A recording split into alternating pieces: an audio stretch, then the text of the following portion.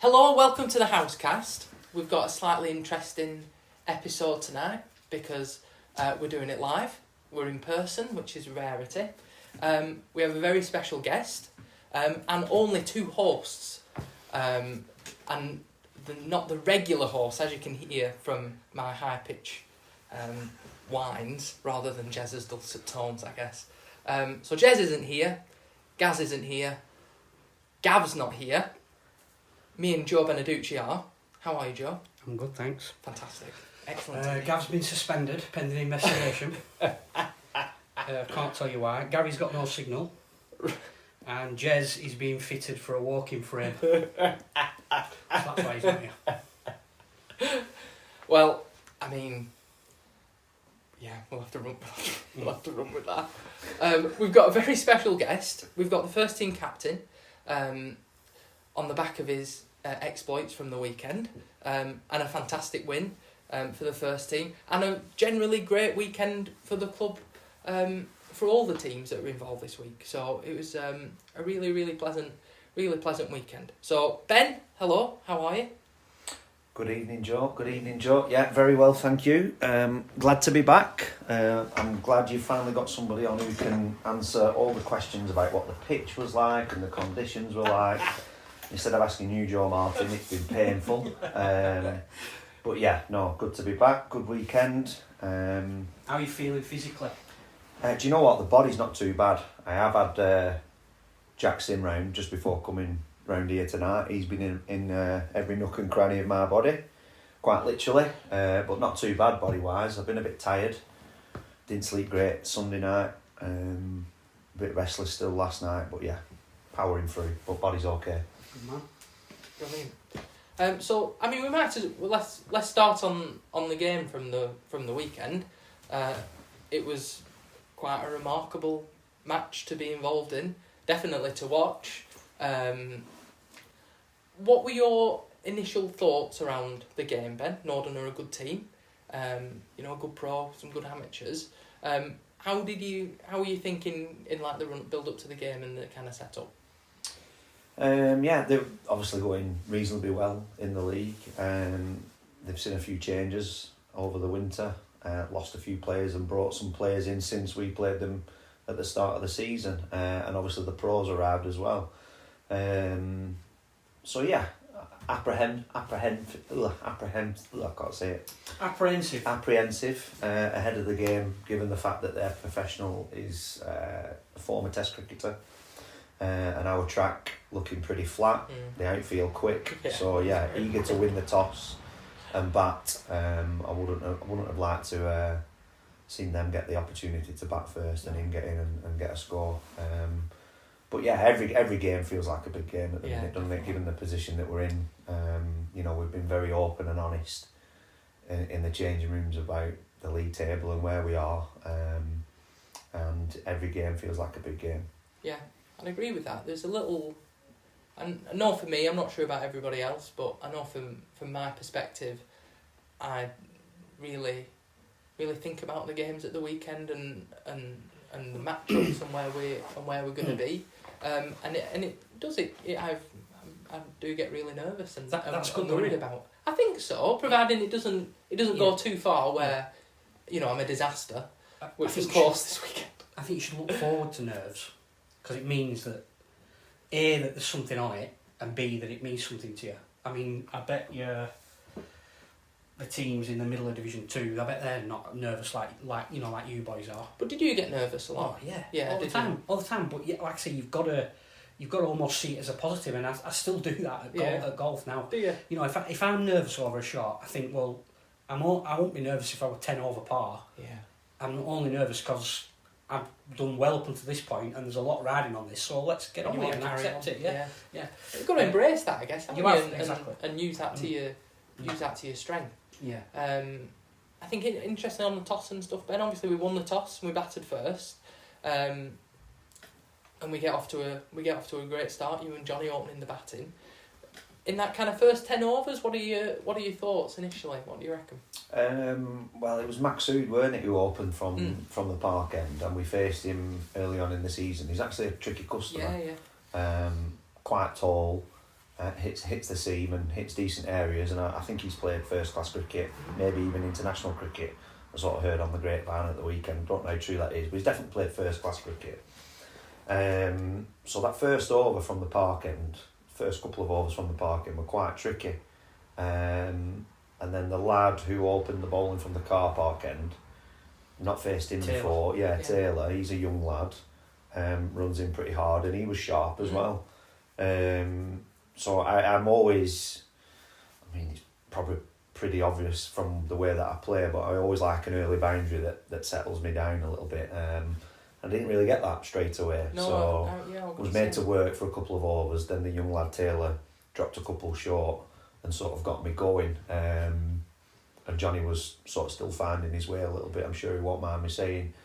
But once I'd sort of got those first couple of boundaries away, I made the decision then to try and put Maksud under a bit of pressure, which was a sort of team tactic that me and Paul had decided beforehand, that if we can put him under a bit of pressure and look to get him out the attack early, so he had to bowl 2 spells, that would make it a very difficult day for Norden. So I got out some shots square of the wicket against him and took a risk early on, and I think that's how it went. I think they took him off after maybe 10 or 12 overs, something like that, which opened up the game pretty quickly.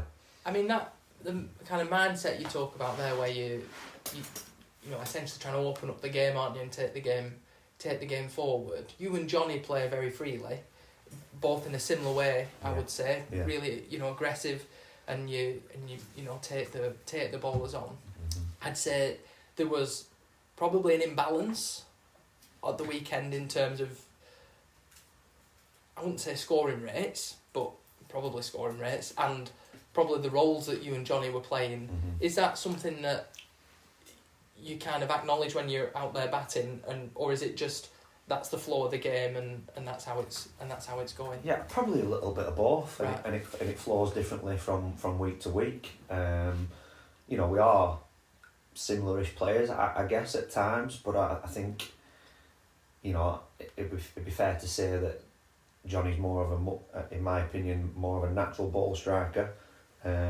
So I feel like if bowlers miss their line or their length, Jonny will put it away more naturally at times.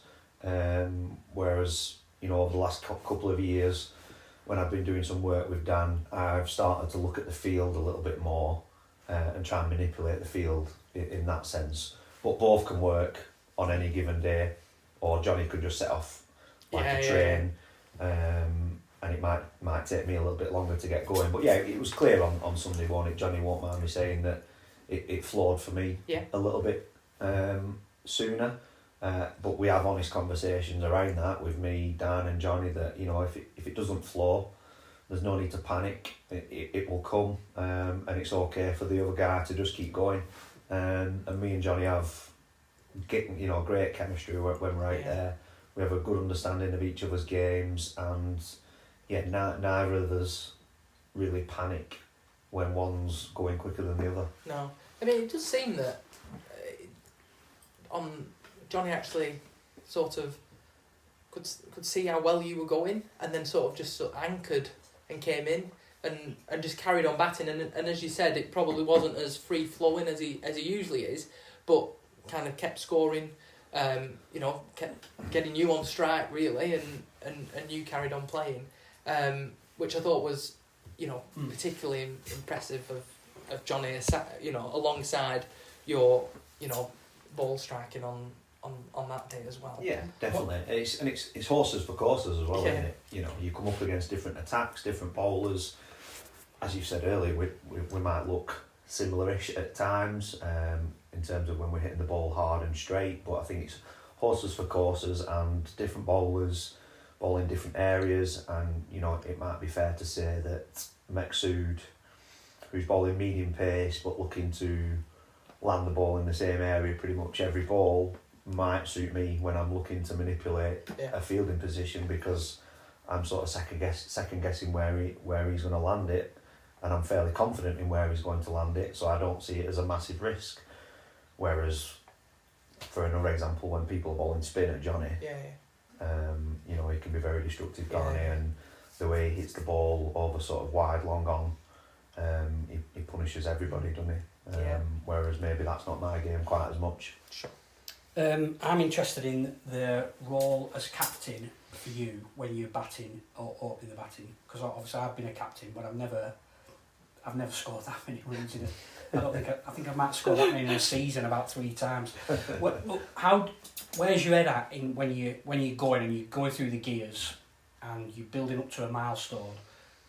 How much of you is a batsman at that point, and how much is a captain? Where are you purely thinking about staying in, accumulating, getting the runs as a batsman, or is any of your brain thinking about what impact that is having on the team? Yeah, no, I would say, I don't know if I was to put a figure on it, I would say 70-30 in favour of doing the right thing for the team, if I'm being completely honest. So much? Yeah, I would say so, yeah, and I think the amount of times I've been out in the 90s is probably proof of that. I mean, I ran myself out once, we all know that, but there's been other times when I've been out in the 80s and 90s where I feel like I've been trying to press the game. Take the game press the game and push. Yeah, Rochdale trying to press the game and push the game. I bet I've been out in the 90s and late 80s more than anybody in the team. And I was watching you on Sunday, and when you were in the 90s, you were giving it the flicks, reverse sweeping. There's a man at third man, and I'm thinking, what is he doing? Well, I can't understand. He's smashing it everywhere. He's hit it over the top, he's hit it over square leg, he's batted brilliantly, power, grace, everything, and he's now in the 90s trying to play reverse sweeps. I'm thinking, what is he doing? Obviously, I know nothing about getting big scores. No, I can see how that can look from the side, but I think you're obviously not thinking I'm going to get my way to 100 here by whatever means necessary. Absolutely not. No. Absolutely not. I think, I do get nervous in the 90s, as probably everybody does. Maybe some more than others. And it felt great to get 100 on Sunday, but I certainly wasn't. There were a few dots, weren't there? Well, I think I was on about 96, 97, but I certainly weren't going to get there in ones, shall we say. But we were already so far ahead of the game. I mean, that sounds daft after the other team haven't battered, but we clearly were when you were on 90. We got there so quickly. You would be forgiven in that set of circumstances for anchoring a little bit just to make sure you got there and then kick it on again. But clearly that's not a consideration. I guess you just don't see it like that when you're out there and the adrenaline's pumping, and you're aware if, especially as captain, you're aware if you start chewing up a few balls. Yeah. maybe like you say, maybe being a little bit unfair on myself there, and I'm probably entitled to maybe 10-15 balls where it takes me to do it in singles. But again, in my opinion, doing it that way, the nerves just increase even more. Or a longer period of time. Absolutely. I felt, the reverse sweeps probably weren't the one. But I did feel if I get something short or something full, I'm going to look to put it away and get it quickly done. I mean, it's a shame Jez and Gary aren't here, because we could be comparing this approach that Ben has now to the great run accumulators that they played against. I'm thinking like your Aslindon boys, and there will be others that don't immediately come to mind. I bet you they didn't. I bet you they didn't play like that. I bet you, going back to the previous generation, it was more about, I'm going to get as many as I possibly can for myself, and then whatever. Not in a selfish way. But I'm talking about Ben's approach of keep his foot down and keep going. Whereas previously possibly if I get 100, that's going to be great for the team. So if I get 100, that'll be fine. Whether it's more of, it's almost more about like how I get to 100. Absolutely, and it was. I got there pretty quickly anyway. Well, I was going to say you were 50 off 38 balls. Yeah, so did you feel at that point that it was on and you were ready to? And I sort of said to Johnny, like, I'm going for it here. As in, like, I'm going to try and get there, but I'm going to carry on playing the way I played right the way through. Didn't necessarily believe it would have been the right way for me on that particular day to then drop gears just because I'm in the 90s.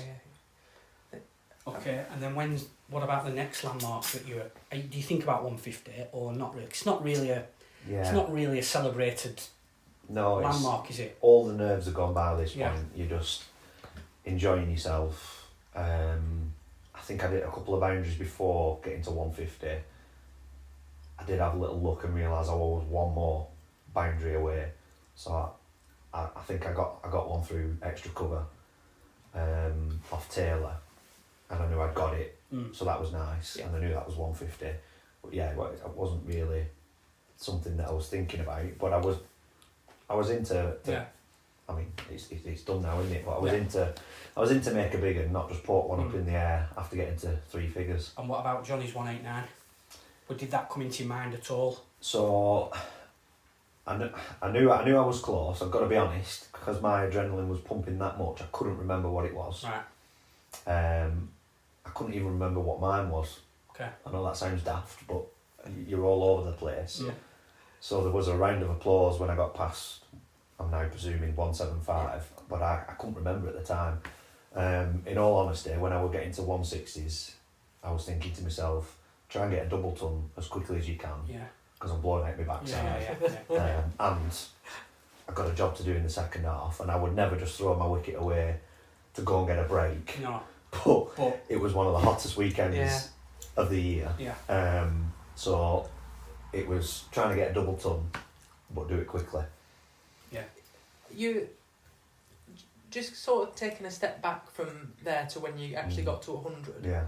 There was, getting 100 is obviously an amazing achievement and something that should be treasured, I think, for anybody that gets one. Yeah. It's quite an emotional celebration, I think. Yeah. It's kind of felt that there's been something coming for a while from our batters. Can you think what you were thinking at that point when you actually got there?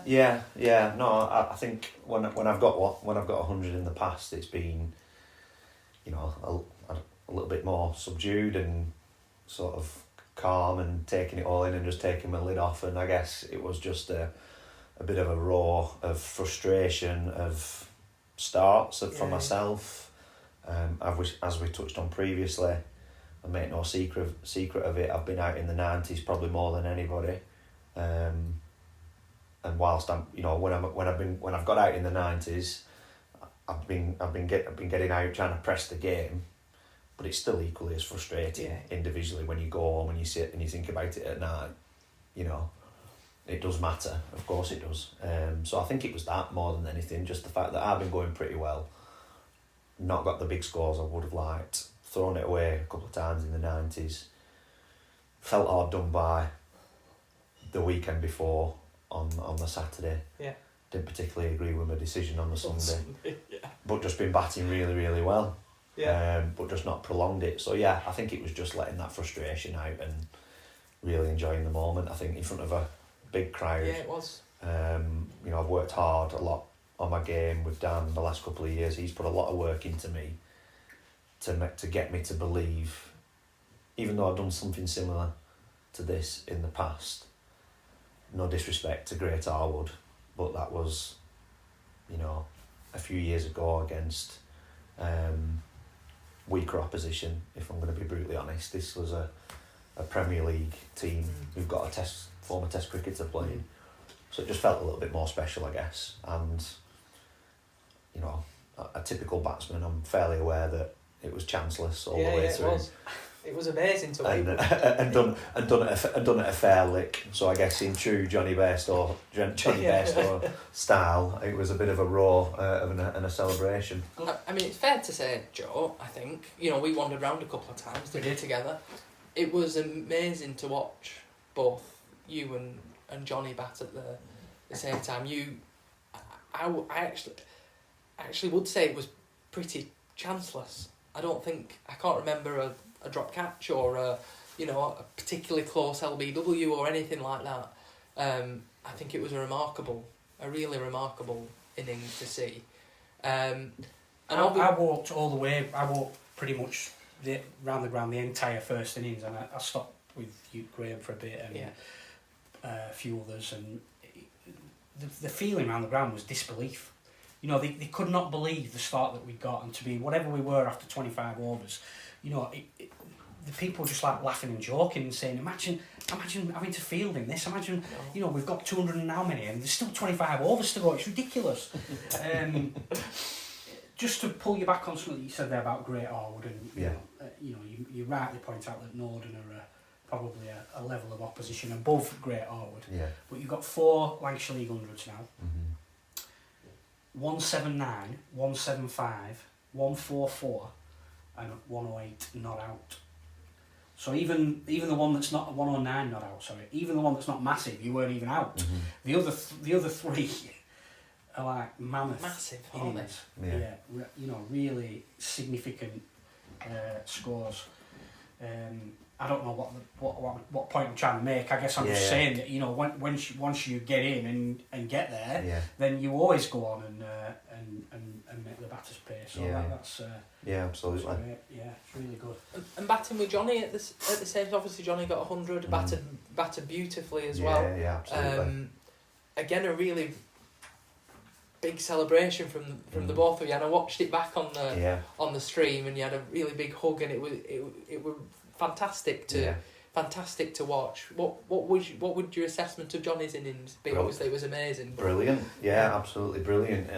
I'm sure he won't mind me saying he had to graft a little bit harder than I did at the start, but once he got going, it was pretty flawless, wasn't it? If I'm being completely honest. And that's been coming as well. He was close at Burnley, and it was just a nice moment to share. You know, we've played and opened the batting together for a very long time, since we were kids, and you know, we've both matured a lot, and we have great chemistry when we're out there together. We don't particularly say too much to each other, but I think there's a real understanding and a real respect between the both of us. Contrary to what some people think at other clubs in the Lancashire League, we're actually pretty tight, believe it or not. And once I'd got there and gone through those nerves in the 90s and had Jonny, you know, egging me on to keep going, I just wanted to return the favour. And I was over the moon to see him get his 100, and you know, I felt part of it. It was you could tell it. A real meant nice. A lot to both of you. Absolutely, so. real nice moment. And I think I was sort of almost semi-aware that, you know, 2 amateurs had probably not done that together. 2 Lowerhouse lads through and through. Because I knew it was a pretty special moment, so that's sort of down to the celebration as well a little bit. We knew we were close to Finchy and Ryan Harris's record as well. Bring that up next. Sorry. Yeah, no. It was. I was going to say, obviously, it's a massive partnership. 240. 7, something like that. This one? 245. 245. Yeah. You know, 12 away. Yeah. And just before Jonny got out, I was wandering round, and Ben were waving at me, and I thought, I think they can't possibly want me to get my pants on. What we're trying to do. And then we're going to declare, Joe. And then obviously Jonny got out to what looked like a good ball. Yeah. And you were really close. But you were saying you thought you were. Yeah. But the disappointment when I ran on to let you know. I know. And I kind of like. Yeah. You were.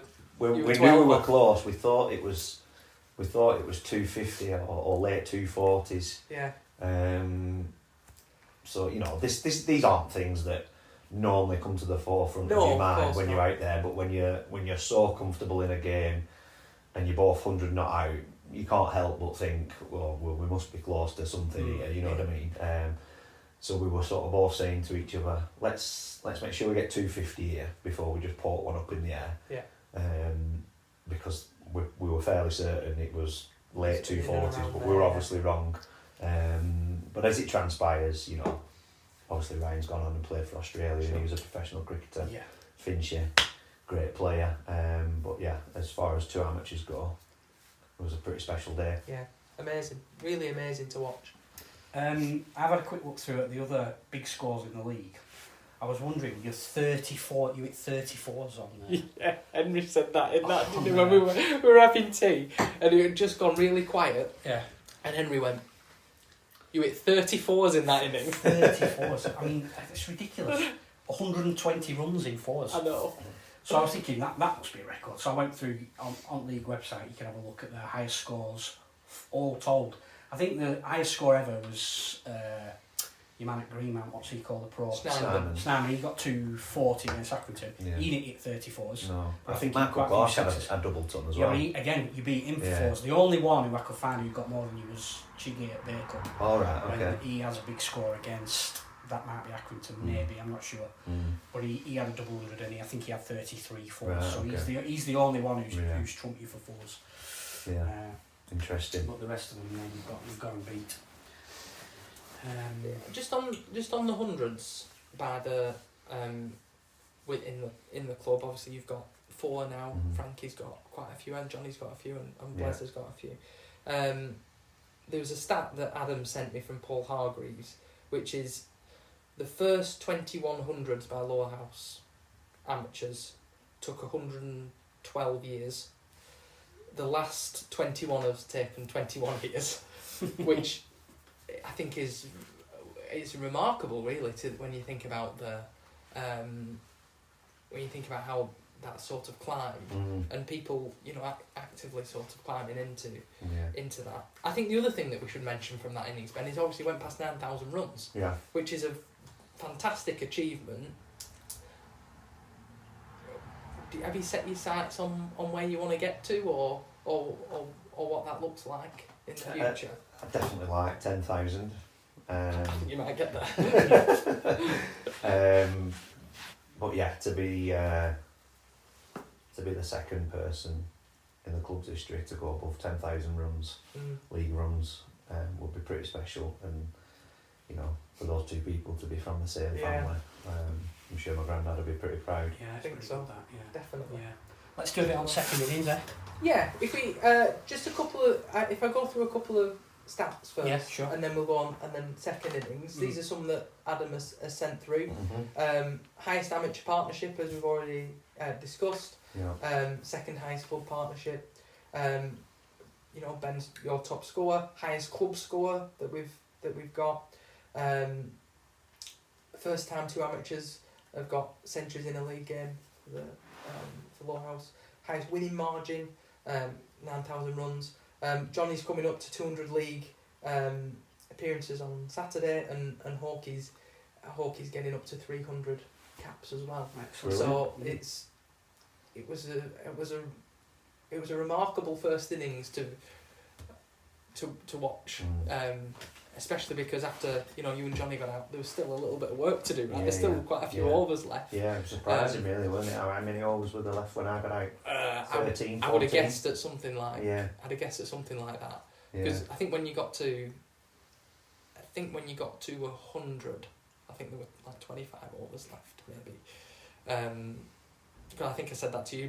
There's still 25 overs left. It was ridiculous, really. So really great effort by everybody involved in that batting, but especially you, Ben. So brilliant. Well you done ran again. 42.4 overs. Does that sound right? All right, okay. I thought it was earlier than that, but fair enough. Johnny 34.5. Yeah, that matters. Henry 34.6. We're having a little chuckle there. Ben 42.4. Right. Yeah. So then second innings, right? It was. Well, we obviously should say that Dan wasn't playing. For those who are not aware, he's got a little niggle. So we had a sub-pro. From the side, it's not always easy to see from the side, but he did look useful. He looked like he was getting quite a lot of spin, and he looked like he was in complete control of what he was doing with it. But obviously they got off to a little bit of a flyer, but I guess that's always likely to happen, isn't it? They're going to have to come hard. We're not bothered about defending runs particularly. We can have an overly aggressive field. We've got 400 on board. So you're always going to expect that unless we take a couple of wickets very early, then they are going to get off to a bit of a flyer. Is that how you saw it, kind of? Definitely. I mean, we didn't particularly start great in the field, and a couple of catches went down. Sorry. They're the only one, Joe. Absolutely, and they're never easy in the slips, especially off pace bowlers. I mean, when you've got a pair of gloves on, they're a little bit easier. But yeah, I mean, Tom's bowled with fairly aggressive fields all season. But Charlie Gansler hasn't, and I didn't think he bowled poorly, if I'm being completely honest. Very well. You know, it's a flat pitch, the outfield's rapid, and whilst it's nearly 400, you know, they're going to come and have a go. What is the alternative? Yeah. What is the alternative? You're not going to get anywhere near a point by just giving up. So they're going to have a go, and we set fields to allow them to have a go. But I think, as Dan pointed out after, we created several opportunities in that first 10 overs. Yeah. So it wasn't a complete waste of time.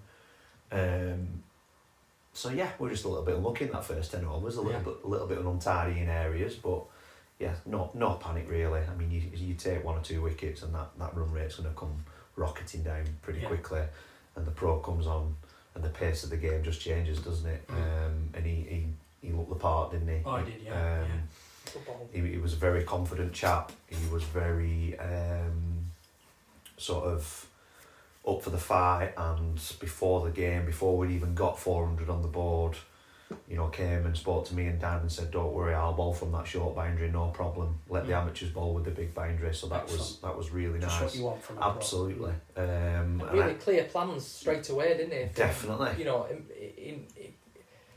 I think sometimes you can, when you have a sub-pro, obviously I'm not a captain or make any decisions, but sometimes I imagine when a sub-pro comes in... Well, it's a little bit like, what do you want from me? What do you want from me? Yeah. Blah, blah, blah. But he was very, I want this.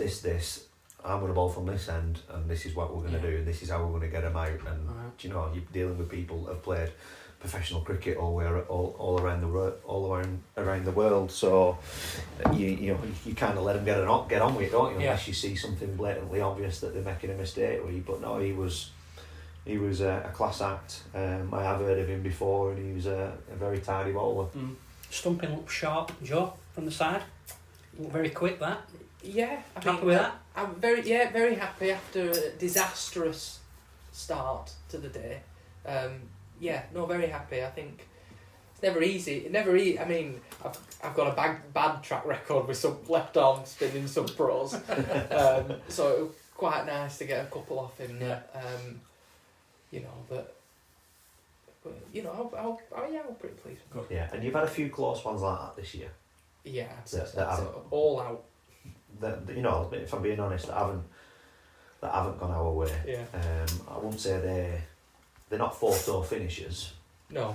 But there's been a few like that could have quite easily gone our way, I feel. And it was a nice bit of work. But yeah, he was getting turned, the pro, but I think it was his flight and control that impressed me the most.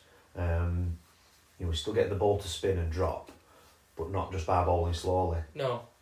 And it also wasn't like every ball was, you get, as you say, great pace and then turn and bounce. Yeah. But it wasn't like every ball was like ripping past. No. It was, the odd one. Odd one was going that you could, but then some would like slide on, some would turn a little bit. So absolutely. You were never really comfortable, I don't think. No, and to be fair, I think that's what Dan's been great at. Yeah, absolutely. I think I've always said, I've obviously got a daughter that bowls spin, and you only really need to spin one ball big for it to be in the batsman's mind, and that's what Dan does week in, week out, and Summit was the same on Sunday. Yeah, definitely. Good. Definitely. Bowling figures, we'll just quickly give the wickets out, I suppose. Gansler a bit unlucky, as we've said. Walker 3 for 42, Sub-Pro 6 for 33 for his 10, and then the ever dependable Patrick Martin picked up one as well. So yeah, good effort. Looks like we fielded reasonably well as well from the side. Obviously after that initial burst where we did drop some slip catches after that, looks like we were all solid enough. Definitely, and good fun as well. Good fun, It's easy to have fun when you've got 400 on board, Ben. Come on. Absolutely, but I just mean in terms of who's going up against each other as well. I think I mentioned it earlier today on the phone. Me and Tom were stood at first slip and second slip, and you're watching Jermaine Blackwood, who's got a Test 100, I think, against England as well. Yeah. Come up against a top first class left arm spinner from India, watching them go up against each other. I mean, that's what's having pros and league cricket's about, isn't it? A great experience. Yeah. You mentioned bonus points earlier. This is something that we've discussed in committee meetings before, but I just want to mention it. So we got... I hope it's not as long as our committee How did meeting, we get? so- 396. Yeah. So to get one batting point, Norden would have had to get It's 346. 346 runs, Yeah, right? that's a lot, isn't it? Norden versus Ramsbottom. Not Norden. Ramsbottom versus Darwin. Darwin 107 all out. To get that same 1 point, Yeah. Rammy needs to get 57. runs, yeah. It's ridiculous. And they got 60. Yeah. Anyway. Just something. But that's where your methodology would have come in, Joe, wouldn't it? Yeah. For your proportional representation of bonus points. Right, just before we move off that game, nobody wants to hear about that. Just before we move off that game, why don't you tell everybody about the message that you had from one of our former players today? Oh yeah, brilliant. Completely out of the blue. I received a message on Facebook Messenger, not off somebody that I'm friends with on Facebook, but it was off a chap called Hassan Khan, who was, one of the very best, I would say, amateurs we've seen play down at Lowerhouse for a couple of seasons. I think, was it 2009 to 2011, something like that? Earlier, yeah, I think so. I think probably something like... I thought he was involved in one title winning He was, season. so he came back 2011. Yeah, so he played a few games did that 10 year. games that year. But yeah, had a lovely message off Hassan Khan congratulating me on the score at the weekend and wishing the team well for the rest of the season. And yeah, just goes to show, doesn't it, the lasting effect the club has on individuals. I've probably not spoke to Hassan since that 2011 season, if I'm being completely honest, which is 15 years ago now. So yeah, really nice to get messages like that. And I've had a few nice messages off people that you wouldn't expect from other teams around the league again, which is nice. Yeah. Well, I think Will was in touch as well. It's just like you say, it's great. Yeah. People who Will Driver, who had a not nice who you played with a little bit, but Yeah. not loads. Yeah. They remember. They're still obviously looking out for the club's results. Yeah. And they take the time out to get in touch. That I was chuffed to bits when you said Hassan had been in touch, because you're right. He was a very good player, but what a lovely bloke. Yeah. Absolutely. He had no connection with Lowerhouse really. Mm-hmm. He came because he was friends with Stuart Grant, who himself only played here for a couple of seasons. Yeah. But everybody remembers Hassan, because predominantly because he was a wonderful player, but also because he was a jolly nice bloke as well. Absolutely. I think my favourite Hassan story is when he made his debut for the second team, and Stan and Paul Stanley, I think, said that we know you're a good player, so just keep it low key. Yeah. And took 5 wickets to Darwin, 1 under catch, and his first ball for 6 over Richton Clubhouse. Yeah, I mean, he would fit in today's side. Yeah. Not that he didn't. That came out wrong. Of course, he fitted in well when he played, but he would be perfect in today's side. The way he approached the game. He wasn't reckless when he played at the club by any stretch, but he looked at the game a lot differently to the rest of us at that time. Yeah. Is probably a fair statement. Yeah. It was probably a bit more advanced Absolutely. than we were. Yeah, at the time.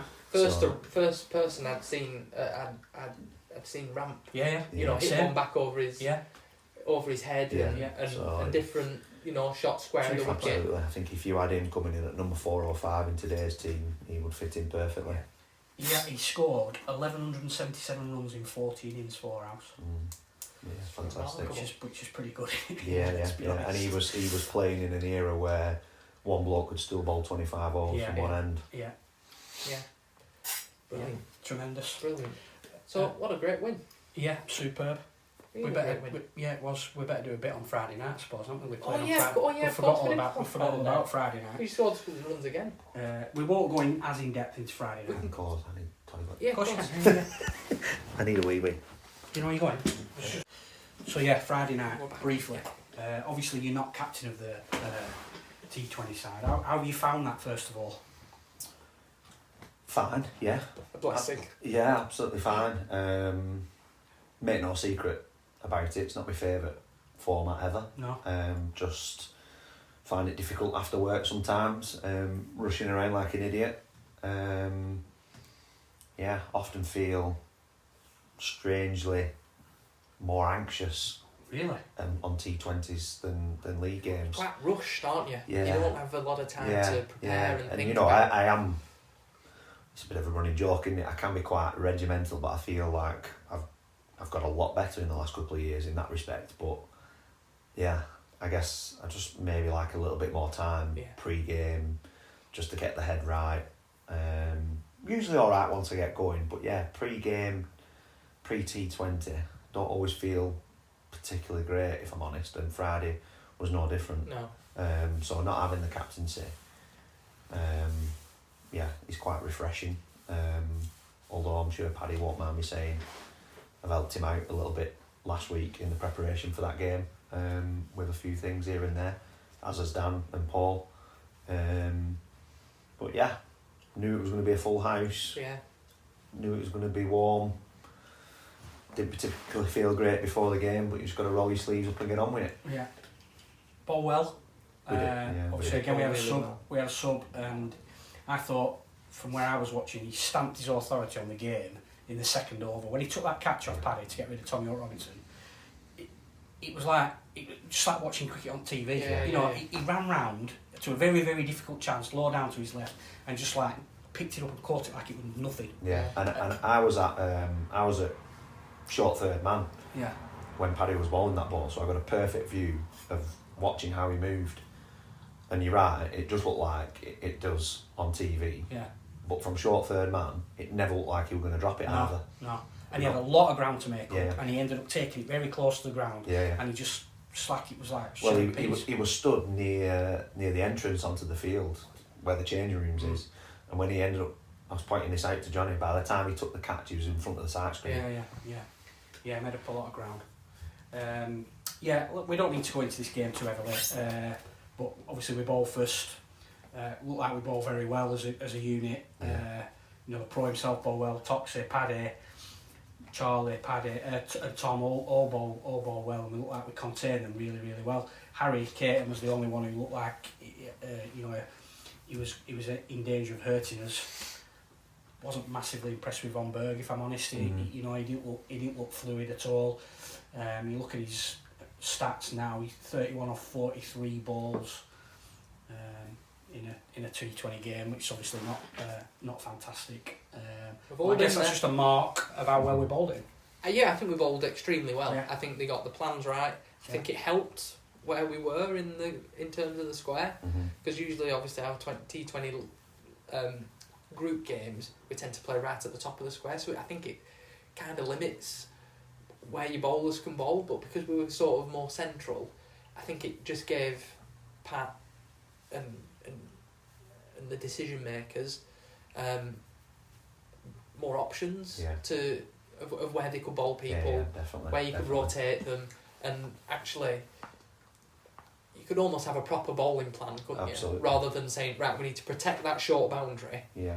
You could actually have a plan for both sides of the wicket, I think, and that makes a big difference. But well, it's no secret in any game at Lowerhouse that the ball can run down into Stella Corner, or it can go into the park in any format. Yeah. But T20 especially, those pink balls can end up flying into the park, as we saw against Church. But it's very difficult to defend it if you've then got a short side square as well. So I thought that was key, really. Yeah. I think there was only one that went into the park. Yes. And that was off Toxie. Pretty much everything else had to go square, and that's a credit to sort of Paddy's plans and Tom Walker and Gansler pulling the plan off, especially. So I think, that's where the bowling performance really sort of had the foundations of defending the park well, which then brought Paddy and Cole some wickets at the other end. Definitely. And then batting wise, Dooch, I think. Yeah, we lost a wicket in the first over, didn't we? Johnny was out in the first over, and you're thinking at that stage, is their score, from thinking, they've not got a particularly great score, 1-2-7, we lose a wicket in the first over, you can't help but at that stage think, well, maybe there's a bit more in this pitch than what we thought, and maybe You know, they've got a competitive score, but within 10 minutes that was pretty much, you know, all those fears were put to bed because you and Cole, you know, immediately got off to a great start. You know, again, not a hint of consolidation there in the power play in the T20. You know, there were boundaries flying straight away, and from that point onwards, we were never really in any trouble, I didn't think. No, good solid performance. Yeah, Tom Walker came in and finished it off. Yeah, worthy winners. Played really well, Tom, when he came in. Yeah, really absolutely. Well. So yeah, on to finals day. Yeah, well, we've got Norden. We've got Norden in the second semi-final, yeah. which I think. Yeah, and that's not this weekend; it's the weekend after that. Correct. I mean, it'd be interesting at Littlebrook. It's a big ground, isn't it? Yeah. Big ground. All you know, it doesn't really have a particularly short boundary. Anyway, so should be a good. And they're always well supported, aren't they? So it'll be a good. Absolutely. Be a good event. Be a good day. Nice to have the afternoon fixture. Yeah, for a definitely. change. I think we've been there. Yeah. We've been in finals day twice and had to play the 10 o'clock fixture twice, I think. I mean, we'd have to set off at Littlebrook now. What do you think about finals day as a concept? Do you like it, or would you rather have semi-final one Friday, final the following Friday? Can I jump in? Because I actually have an opinion on this. Well, you just cut our guest off as he was. So you mean you're not going to sit on the fence for a change? Well, we better stop and listen to this then. Absolutely if he's got an opinion, go on. I'm not a big finals day fan because I think that, and actually Ben, you put a picture in our group the other day about when we won it in 2013, which we won it last weekend. We would have been last weekend on a Friday night. On a Friday night, and I can just remember the atmosphere from that game, the number of people that were there watching. And I think one of the things is on a Friday night, you don't just get cricket fans coming to watch your cricket. You get casuals, people that are coming on to have a drink, maybe watch a bit of cricket in the sunshine, and then you sort of kind of crack on from there. There were a lot of casuals there on absolutely. Friday. It was a casuals one way of explaining. Yeah, good one. Very much. Frank Kenty's got it all in hand though, so don't worry. Yeah. Whereas I think a finals day is cricket. Yeah, that's which fair. Is fine. Which is fine. But I think a club could probably, especially T20s for people that don't watch cricket all the time, is probably preferred format. So I think, and especially us who we do have a lot of casual fans. Who come on our Friday nights. Of course. So that's my opinion on it, and that's a Housecast first. Very good. Yeah, yours gives an opinion. Wow. Right. I don't think it'll ever go back to that. No, unfortunately. I think now it's here. It's probably here to stay. Yeah. I can't see it going back. But yeah, I struggle with Friday nights in general. I think if it was a final, if I'm being honest, I'd probably have to take half a day's annual leave. Genuinely. How people view that's up to them. They might think it's a little bit extreme, but that's just the way it goes. I've had 3 experiences of finals day. One that was abandoned, one that we played at home, and one that we played at Clitheroe. And I did have a bugbear for different reasons on both occasions, for the ones that were away from home. The one at Rochdale, we did have the afternoon fixture initially. We had no time to warm up. No, we didn't know. They said we were going straight on. The first game finished. This is my first experience of it. The first game, and I'm not having a dig at anybody here because I know tricky to organise. I think. Yeah, it's difficult to organise, and the exec and the umpires do the best. But I'm just pointing it out. So the first one at Rochdale, the first game finished, and then the umpires came and asked me to toss up before we'd even moved a leg. Yeah. Which I was just absolutely flabbergasted at, from an injury prevention point of view. And then the second one at Clitheroe, we got the morning fixture and there was no parking on the ground for the players. Again, I'm not having a dig at Clitheroe. I know they're doing the best, but simple things like that. Without the players, there's no game, is there? No. So we're up and down Chapman Road, trying to find parking spaces. I was absolutely miles away. For a 10 o'clock kick-off, so you can imagine what I were like. Yeah, not great. Yeah, so there we go, hey-ho. But I'm sure there's learnings from all those experiences moving forward. And Littleborough's a massive car park, so we'll be alright. Just don't forget your bag when you go to Littleborough though. Who's had a dig at? Who forgot the bag? I think I know, but go on. Tell Well, who do you think? Tell the listeners. It's not my godson, is it? Might have been. Okay. He's got a few right. strays tonight, hasn't he? Yeah, he's got a couple of it, but it's all warranted. Well, I like him. Everybody likes him. I love It's him. great. I love him, but it doesn't stop you getting a bit of stick, does it, Joe? No, in fact, I think you get more when you're well liked. Absolutely. Tough love, I think they call it. Yeah, they do. Yeah. Do you want to do the other results from the Yeah, we Lowerhouse can teams? briefly talk about. So the 3s and 4s both had wins on Saturday. The 4s in particular that's the 5th game in a row that they've won. Pinky's doing a fantastic job with a really young team against some teams that have some second teamers playing and so in the on. words of Stan Eaton, area. Yeah. So really brilliant win. Josh Brennan got 40 odd and Pinky got 30 odd, so it was good. And Jamie Stevenson took 3 wickets. And then the game at home, Walsden. I can't remember. I was there and I can't really remember it. But Danny Sim batted well, and Braden got 50 odd as well. He batted extremely well.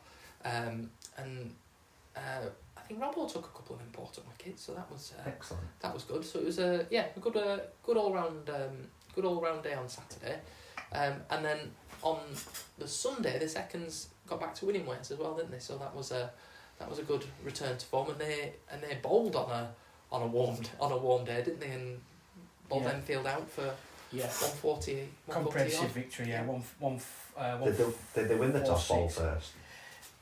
There's a bit of conjecture about this because that was what was reported. Oh, okay. But Declan denies it strongly. See, I'd be giving Dex Stanley loads of credit here. I think he were worried about rain coming. You were worried about getting stick from You from all and suddenly all that DL coming down. No, I don't think he did win the toss. I think he lost it. But yeah, a comfortable victory. They continue at top of the league, don't they? So it's good. They continue at top of the league. Yeah, both sides top of the league, which brings me on nicely onto my next question to you, which is something you mentioned earlier about the team being open and aware of the league position. Because, if you watch like football managers talk about it on telly, they come out with some right crap, don't they, about, we're not concerned with anything, outside noise, we're only concentrating on game at a time, and we don't look at the league table, where we are after 38 games as well, but it's all bollocks, basically. Definitely. So we're obviously been top of the league for quite a long time already. There's still a big chunk of the season to go, but I think what you alluded to earlier was the fact that as a group we are sort of embracing that and taking it on and talking about it and being open about it. Do you want to just sort of tell us about that? Absolutely. I think that's, in my opinion, I think that's the way to go. Rather than everybody being nervous because we're top of the league and nobody's talking about it. Let's talk about it. Let's enjoy it. If we screw it up, then it'll be our fault, won't it? It's not because we've been talking about it. Absolutely. If we screw it up, that's absolutely. For sure. But you work hard to get yourself in this position, and you work hard for moments to lift the Worsley Cup and have a go at winning the league. Why not be open about it and enjoy it? You're not going to get any more nervous by talking about it, in my opinion. No, probably the other way. If anything. Absolutely. And I agree with you. I think it's a load of bollocks when they come out with stuff on TV. About how they don't look at the league table, they're not concerned about who's playing who. Even at an amateur level, there's too much there for you to not notice it. Yeah, sure. And you know who's playing who. And when you're playing certain teams. So you may as well just embrace it. And is that something that you've come up with? Because, I'm not going to hide away from the fact that I know how much winning the league means to you. And, we've tried and we haven't quite got there yet. So is that something that you've consciously decided that you're going to do, or is that a Dan thing, or is it a Paul thing? No, so obviously you've played in league with a team, so you know what it means to do it as a player. But as a captain, obviously it is a different challenge. I think. So is that yours, or is that somebody else's initiative? I think it probably has come from me, if I'm honest. But just more in a more relaxed and calmer way than perhaps previously, and a little bit less dare I say, desperate. Yeah. If I'm being completely honest. Yeah, that's fair. Yeah. There hasn't been that sense of desperation. Yeah. And I've got to. Yeah. You know, maybe the terminology now is I would like to. Yeah. I think we can. Yeah. And if we keep doing what we're doing and playing our best cricket, then we won't go far wrong. No. And I wonder if that attitude in the league, that sort of that more relaxed attitude, is partly because of how good we've been in the cup. Mm-hmm. Because I've looked earlier about your record since you took the captaincy. Our cup record is ridiculous. Yeah. You took the captaincy in 2017. That was the first year. We didn't do so well that year. But 2018 we won it. 2019 we lost in some ropey circumstances at Rochdale. I think that was in the second round. 2020 it was cancelled because of COVID. 2021 we won. 2022 we got to the semi-final and that magnificent 100 by Grimmy beat us at Ramy, which, you know, fair play. Take your hat off to him. 2023 we got to the final, lost against Littleborough. 2024 we won. 2025 we know what's happened this year. We don't need to go in that again. So we've had 3 victories, a final, and 2 semi-finals. Mm-hmm. Yeah. Which is a phenomenal record. Yeah. Particularly, as you mentioned earlier, our record as a club, you know, over our history, the duration of our history. All right, we've done fairly well recently, but over a longer period, he's woeful, really. So I wonder if that success that you've had as a captain, you know, in lifting those trophies, has made you a little bit more relaxed now. Yeah. Maybe, I don't No, know. it's fair. I think that's fair. I think that's fair. You know, you would never snub your nose at a Worsley Cup. No, absolutely. No. But the fact that that's there, and it's down in black and white and in history, and nobody can ever take that away from us, I guess relieves a little bit of pressure, and sort of allows you to focus on the task in hand. But yeah, I think you're right, and they're all valuable experiences along the way of winning and losing big games, and then being able to bounce back the year after. But you know, we've just got off to a good start this year, and that always helps. Yeah. When you're trying to set out to win a championship, getting off to a good start, it always helps not having to play catch up. Yeah. And we played well last year, didn't we? Yeah. I mean, I can't remember what the unbeaten run was. It was 19. But I think, did we lose 2 out of the first 3 or 3 out of the first 4 last year? Yeah, we didn't lose till we got or did we lose at Rochdale maybe? Yeah, we did lose 1 at Rochdale, and I think that was it, wasn't it? Did we lose 5 altogether, maybe 4 or 5? But I remember saying at the start of the season, in the pre-season podcast, that, you know, everybody just knows each other's role that little bit more and what to expect from each other and how we're going to approach it. The most impressive thing for me this year is the way that we've bowled first in those games when we've bowled first. We've been phenomenal, and we haven't been chasing ridiculous totals because our bowling attack has made it much easier for the batters. We'll talk a bit about the Burnley game from last week, Ben. There's been loads of questions that have been asked around, you know, how did that Douglas Lewis work and so on. But one of the big questions is, why did we bat first and when there's rain about in the toss? So what were your kind of thoughts around that game? Believe it or not, Paddy Brown asked me on Friday night. Yeah. What, why batter first? Of all people. Yeah, because I went to him, and you can maybe put this in, that I went and spoke to Paddy, because I know he's, you know, I respect him as an umpire, actually. I think he's a pretty good umpire. And he's up and down the country doing sort of county age group games, I presume. Minor counties as well. I know he's done a few of Liberty's games, and I did ask him. I said, "Have you ever known, you know, a first innings go down by that amount?" And he said he has umpired games where the score's gone down by a couple of runs, but he's never ever come across, and don't get me wrong, he's not the oldest of umpires, but he's never come across a first innings score come down by that much. He then asked me, why did you bat? He said, well, no, to be fair to him, he said, I know you guys like batting first, but why did you bat first? And we were about to go out to field, and I just said, with all due respect, Paddy, we scored 189 or 34 overs. Well, that's what I've said to everybody, Ben. Which is the best part of my maths isn't great. But it's best part of 6 and over. So anyway, I mean, I don't think. I mean, obviously we definitely ask about it. Yeah. Ask because Ben's here about it for briefly because I think there's more interesting things to discuss now. Yeah. But I honestly don't think that. Although we're getting asked a lot of questions about it, I don't think we need to defend it based on the score that we got. No, I don't think it's about defending it. I think it's just about giving the perspective as to everybody wants to know. Yeah. So let's tell them. Yeah, of course. It's not bad defending. Let's do that now. And I guess, look, first and foremost, it's not. This is not throwing anybody under the bus, but there's counsel involved in these types of decisions before games, and especially before big games. Yeah. So obviously I seek that counsel from Dan and Paul, and we were all in agreement. If I'm being completely honest, we were conscious that there were going to be weather around, but we also, and this is no disrespect to Burnley, but we also look at the opposition and see how they've been getting on this year as well. And you've got to remember that we played them 3 times previously that year. And won batting first in each of those occasions. Yeah. And the 2 games that we lost against Burnley the year before, Burnley batted first on both occasions. And it's both teams have the same amount of balls, overs. I take that, but you cannot get away from the fact that in big games, it can be difficult chasing. And I wouldn't.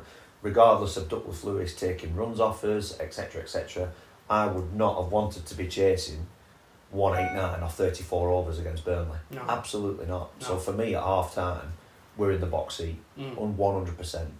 Did it rain a little bit more than I were expecting? Perhaps.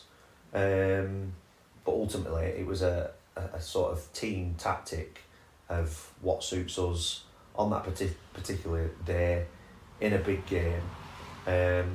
Had it been a league game, I might have looked at it slightly differently, where I have the option of certain bowlers being able to bowl for longer. But I just thought in a cup game, we can cope with a couple of intervals for rain, given the fact that they're going to have to change the bowling around and look for 5-6 bowlers. I just thought that gave us the best option to win the game, if I'm honest. But we take 20 off the last over. I know this has been touched on last week's podcast, but we take 20 or there or thereabouts off the last over.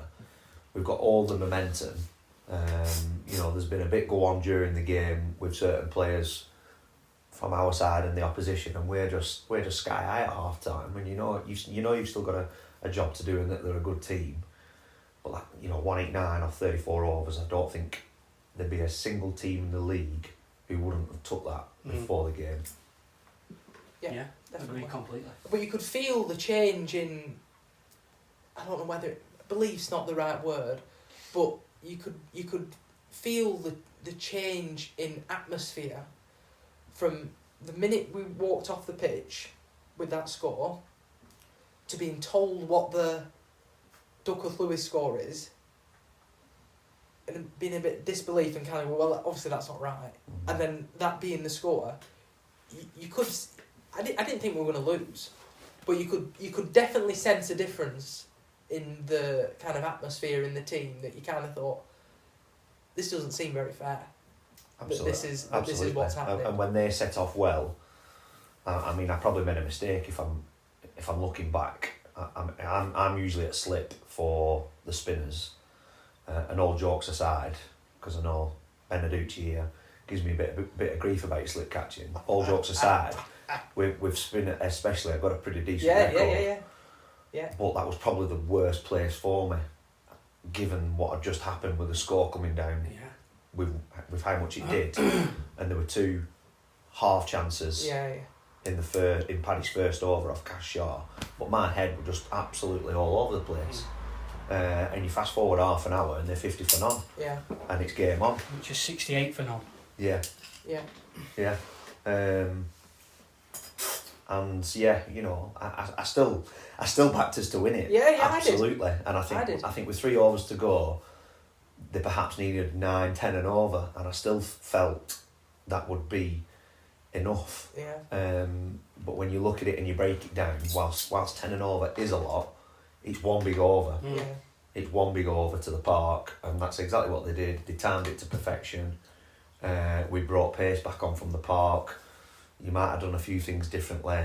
But you know, as I said earlier, bowling first, whilst it may have helped us with the weather and Duckworth Lewis, it guarantees nothing. And I wouldn't have been wanting to chase 189 at half time on that track. But they played well. I mean, the other thing is, Ben, on that is that we couldn't guarantee the weather. No. Because we didn't. I don't think we expected it to rain as much as it did. No. And also, there was every chance that it could have rained in the kind of second half of the Burnley innings when you know, in a different scenario when we were batting. Yeah. So you got to look at the forecast a little bit and then make your decision, right? Absolutely. And then go from there and then run with it. And we got ourselves in a great position. Yeah, so definitely. I think and look, I think Burnley played well in that second half. They're allowed to do that. They're a decent team. You know, current Lancashire League champions. Yeah. They're allowed to play well. Yeah. Good team, you know. But you know, I sort of met the point that up until that point, the last 5 derby games were won by teams batting first, and if we're being completely honest, it was all going swimmingly until I was run out off a free hit. You know, I think we were 40 or 50 for none at that stage, and there'd have been no complaints at that point. And a freak run out off a free hit. Next news, we're 50 odd for 4, and we're up against it a little bit. But we fought back fantastically well. And I've tried to get my head around it, and I've had, you know, numerous explanations as to why it worked that way. I don't blame the umpires. I don't blame Burnley. Don't blame anybody. And I believe when you put the information in, that's correct. And that's how it stands. I've just still struggled to get my head around it because I like a fair contest. I always have. I always will. And on that particular day, it just felt fairly unfair, in my opinion. Yeah. I think we'd agree. I think we'd agree with that. I think if the shoe was on the other foot, there'd be certain Burnley characters who would have been very disappointed, to put it politely. Agree. Lovely. Good that then. Yeah. Really good. Really good. I don't think there's anything wrong with having a bias towards wanting to bat first. And I think, you know, sometimes you can make the circumstances fit what's it called? Is it confirmation bias? Yeah. Where you have an idea what you want to do first, and then you make the circumstances fit around that. Yeah. I don't think that was the case. I think from listening to what you just said there, it's clear that, you know, you had a plan, you factored everything in, and you made the best decision that you thought was right. I wouldn't want to see us just be batting first, regardless of what the circumstances were. Because obviously then you can get tripped up. But I don't think for 1 minute that we do that. I think if the right set of circumstances presented themselves, then most definitely. And I think you've seen that in league games this year. And I remember going back to the pre-season podcast when Jez asked about, you know, you obviously got a method of playing. Is there a plan B? I think the question was going back right to the pre-season, and there clearly has been, hasn't there? And I believe at the minute that we've got the best bowling attack in the league. Yeah. So if I feel like it's a day for bowling first because of the weather or the track, I think if you look at the results, we have done that. Did we win the toss at Clitheroe? Yeah. Yeah. So I think evidence is there. Yeah, and Paul Hargreaves not going to be happy with this chat because we're all agreeing with each other. somehow during that Clitheroe game, they batted like snails and ended up coming off with some extra runs. All right. Yeah, we another like 20 runs or something like that. 10 runs. So, you know, if they'd have lost runs on that day, yeah, I'm pretty sure me and Johnny would have got to the full total. But you know, you look at that. Yeah. But you look at the. I mean, we've got, as I say, we've got other stuff to talk about, haven't we? But even at the weekend, when we got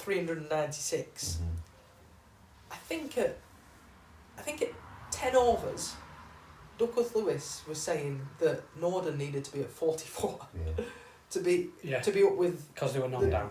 Because they were knocked down. Took a wicket, yeah. So they were ahead. They were comfortably ahead. In fact, but off 40 overs, you still need 340. Yeah.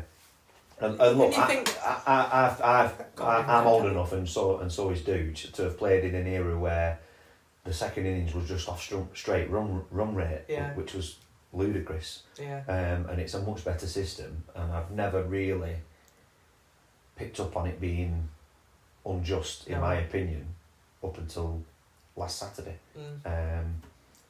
But it's just one of those things. You've got to dust yourself down and get on with it. And I was so proud of the performance at Darwin the day after. Yeah.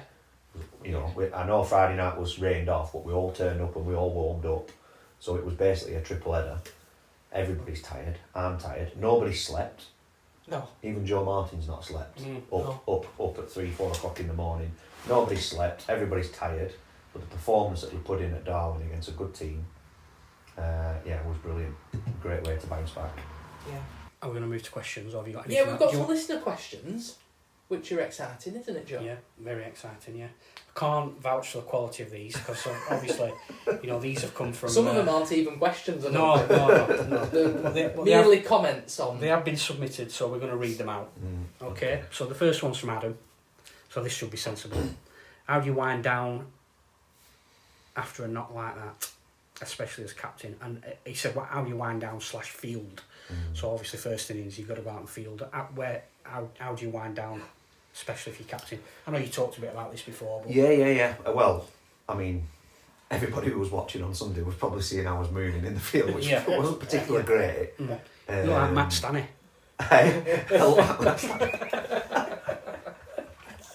When he's just come off a roundabout. But I'm sure Joe will back me up on this. I'm actually still pretty present, and absolutely. I'd like to think I'm still pretty present and actually definitely do a pretty good job in terms of... You were kind of basking in the glory, Ben. You had a job to do. Yeah, most definitely. Yeah. Sort of, obviously, feeling on top of the world with what's just happened in the first dig, but you've got a job to do, haven't you, and a game to win. Do you know what I thought was particularly impressive, Ben? Was how you just got 179. Jonny just got 105 or 6, however many he got, batted fantastically well. But when we were bowling, and obviously things probably weren't going quite to plan at the start, but we were going with aggressive fields, was that you were still supporting the bowlers to try and execute the plans, work through what they're doing. They were getting frustrated, catches are going down, obviously not deliberately. The ball is flying to different parts, it's a hard ball, as I say, aggressive fields. But you sort of kept going, and you kept supporting Charlie Gansler and Tom Walker and explaining why we were doing certain things and so on.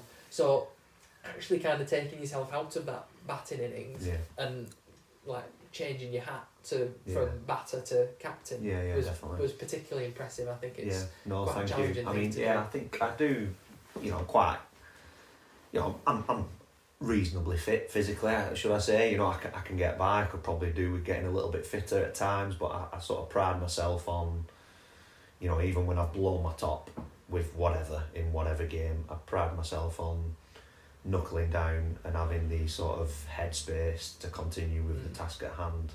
That's something I'm very proud of. I've been captain for 8-9 years now, and I'd like to think that I still turn up with a consistent energy, and Sunday was no different in the second half.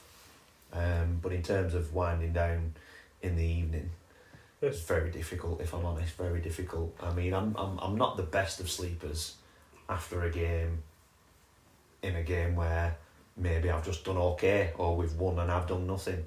Don't particularly sleep great after those types of games, if I'm honest. But I probably will get to sleep, sort of 12, 1 o'clock in the morning. But Sunday night, I tried to go to sleep twice. Then it becomes unfair on the wife, doesn't it? So at 3 o'clock in the morning, I was up, I was sat downstairs, just... watching fishing videos. Right, back to the questions, because we've got a few. Jamie Feltel, what's your favourite drink in the clubhouse? Not a massive boozer, are you, really? No, I'm not. No. And those that know me well will know that probably between the ages of 17 and 21, I did enough drinking and other things, shall we say, for a lifetime. So, no, not a massive drinker. I think I did have a couple of lagers after. But I would say an ice cold can of Iron Brew with my mucker Paddy Martin. Excellent. Adam also asked, are you aware of records and personal milestones when you're batting? But we've kind of already covered that, so we'll move on. Frank Kenty says you look relieved at 100. Seem to be in great nick all season, but we just finding ways to get out. Yeah, potentially. As we've already touched on, though, we have bowled first a couple of times, whereas last year it was, bat first regardless, wasn't it? So, we've had a couple of shorter chases in there. But yeah, I've felt in pretty good nick since the Norden game away, actually. Didn't particularly feel great first game of the season, Darwin at home. But yeah, Norden away felt like I was playing how I wanted to play. And that's what Dan's big on, is playing the game on my terms, expressing myself, manipulating the field. So yeah, I messaged Dan, I think it was after the Clitheroe game away, the rain affected one, where I scored pretty quickly. Yeah, you played well. Dan dropped me a message after that personally, and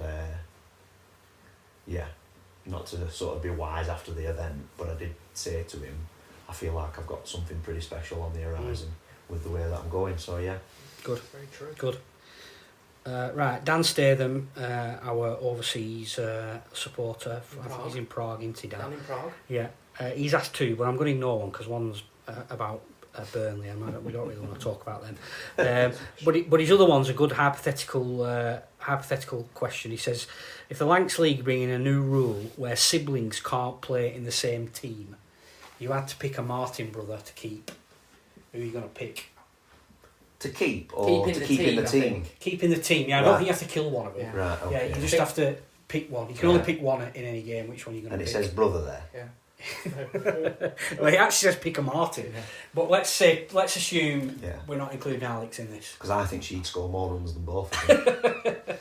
I think I'm playing at Reed. I mean, he's going to have to forgive me here because he's in the room. Yeah. But you're going to go for Paddy. I would go for I'd Paddy. agree with you. I would go for Paddy. Simply because I like people who don't show any pain whatsoever out on the cricket field. They're my cup of tea. When they're on one limb. Yeah. Or their hands, hands broken. Yeah. All those kind of things. Or they've got bunions on both feet. All right. Okay. And don't show any pain. Right, and bowl their 15 overs straight through. I like those type of characters. Okay. But What do you think about Paddy? Do you know what? The Joe Martin has been an incredible servant to the club, hasn't he? Yes. But he's just a bit soft for me. There you go, Joe. Tough I think that's fair. Yeah. I'm pathetic, so And it's alright. if I were going to war tomorrow, Paddy, You don't want me. he wouldn't even ask me where or who against. Yeah. But he'd be there. Right. Okay. I would ask him where. That's the end of the listener submitted questions. Oh, well, I enjoyed that, Joe. We should make that regular feature, really. Yeah, good that. Good I that. haven't got anything from Drew Peacock, annoyingly. Oh, really? That's a shame. No, I think he's more when there's like controversial issues. Yeah, he likes prefers it when it's not going so well. Yeah, he gets in on the action there, really, doesn't he? Yeah. I don't think we've got anything else, have we? No, don't think so. I think that's been a very successful podcast without all them other clowns. Well, I don't know. I think without the people that actually contribute more than I do to it. I'm merely here to we've had to actually do some work this time. Yeah. Well, it'd be interesting, won't it, to see how it comes across when the said people are all in one room. Well, I think that's interesting, Ben. Yeah. That is very, because I'm usually only here because I pay for the Zoom. But that's not always doable. But no. We've got that sort of interaction and body language and etc. So it'd be interesting to see how it comes across. Yeah. Well, that's the end of Housecast for this week. Okay. Absolutely. And so like and subscribe, as Jez always says. Yeah. There'll be a draw next week, I think. Week after, I think. There'll be a draw the week after. End of July. So thanks for listening, and we will see you all soon. Record again soon.